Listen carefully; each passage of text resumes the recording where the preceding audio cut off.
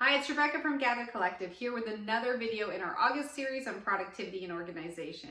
Today I'm just going to run through a couple of apps, systems, and structures that might help you get more organized or make things a little bit easier for you.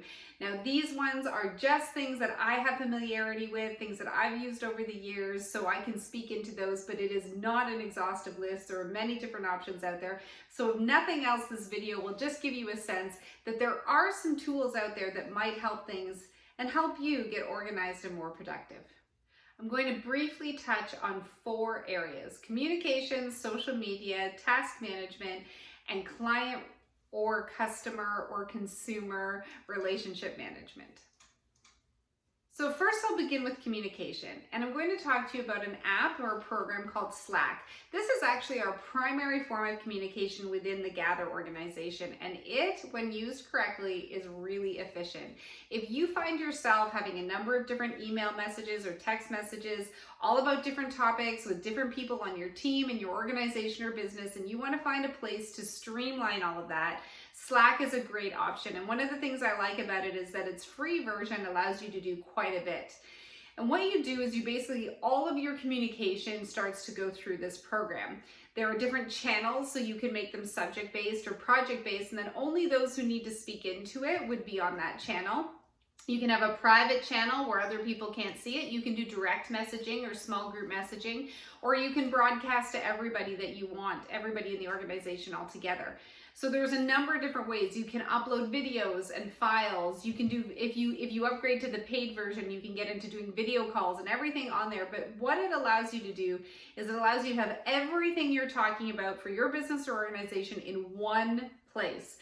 There are even some ways to invite people in sort of just onto a channel, but not as part of the group. There's all kinds of different things. And actually, like most of these, we, even within Gather, which we use this program a lot, quite heavily, we still are scratching the surface of what it can do. But if you're looking for something that will just get you sort of a place where you're like, oh, I wish I could just always talk to them here. You know, sometimes we're here, sometimes we're here. We have all these different emails that we need to follow and figure out.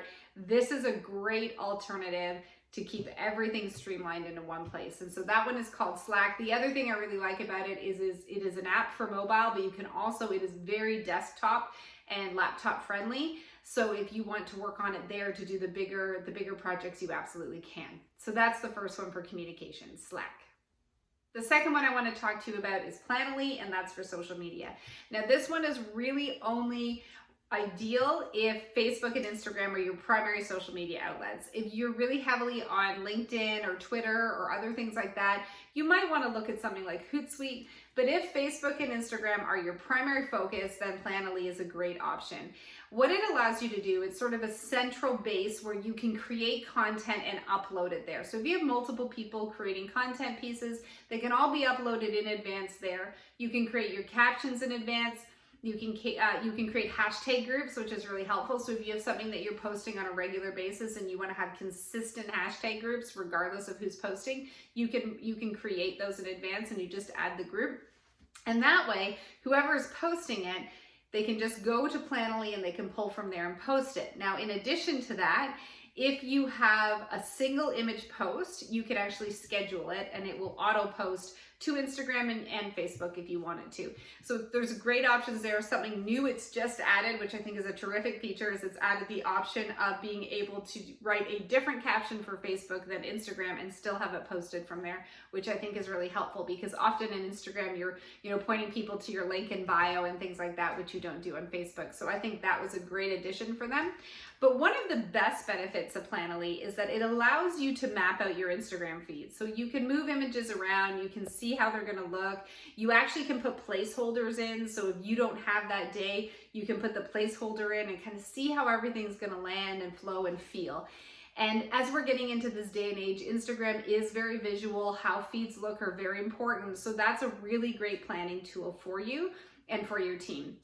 It does have some options with stories as well, but I would encourage you to go on and give it a try and see what you think of it. I've tried quite a few of these, and Planoly has been my favorite. So hopefully you guys enjoy it as well. The next one I want to talk to you about is task management, and the program that I'm going to talk to you about is called Asana. Now Asana is actually a really big program. It can do a lot. But like Slack, its free version allows you to do quite a bit. And so I encourage you to go and have a look. But the thing about a task management program, it's the same as a checklist at home.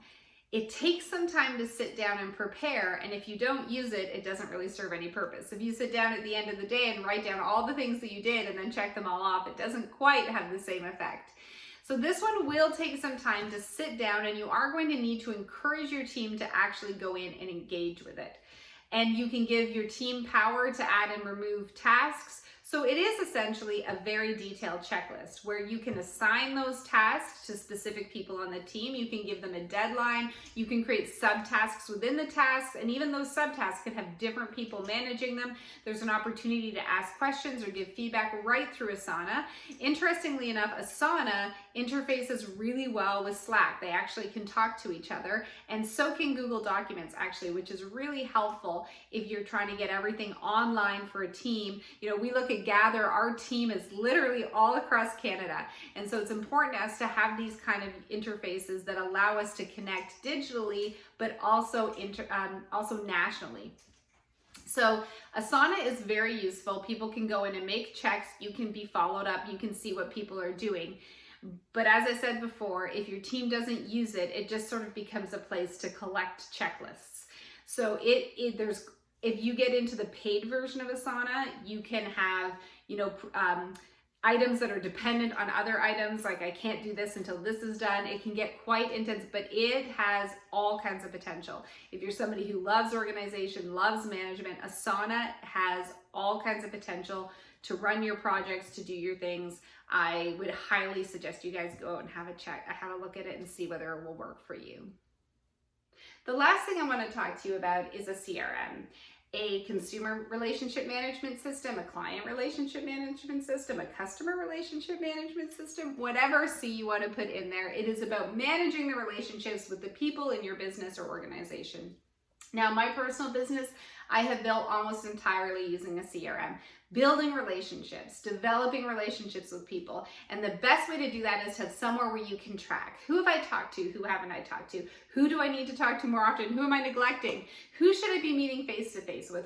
What do I know about these people? What do I know about these people? And how can I serve them as effectively as I possibly can?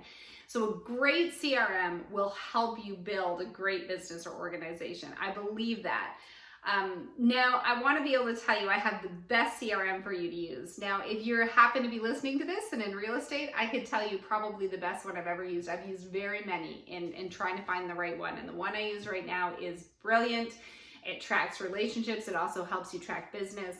It's brilliant, but it is industry specific, and so are so many of these. So whatever industry you're in, whatever you're doing, I encourage you, if you're not-for-profit, look up some not-for-profit CRMs.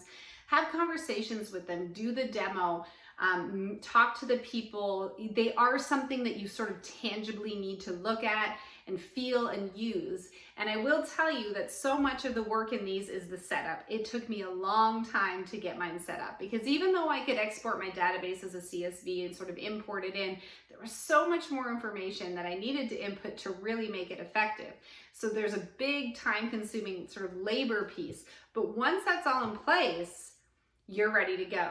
Now, one thing I'll tell you, because I dealt with this frustration, is going through a couple CRMs. I got really tired of that labor-intensive piece, but it was important for me to find the right one. And when I found the right one, it has changed really everything for me. So if you're very small and you can track it on a spreadsheet, then do that. I think what I really want you to take home here is that you should be tracking relationships. Who are your people? Who are the people who are supporting you? Who are the people you're engaged with? And one of the things that I was told that I think is really important is that what we want to do is we want to love them all. We want to serve them all. But we want to maybe give a little extra attention to those people who are giving a little extra attention to us, because those people are the most likely people. They are the closest to being activated to tell somebody else about you, about what your ministry is doing, about what your organization is doing, about what your business does. Those people who are engaging with you, those people who have already maybe told one or two people, who've already referred you a couple of times, they're more likely to refer you even more.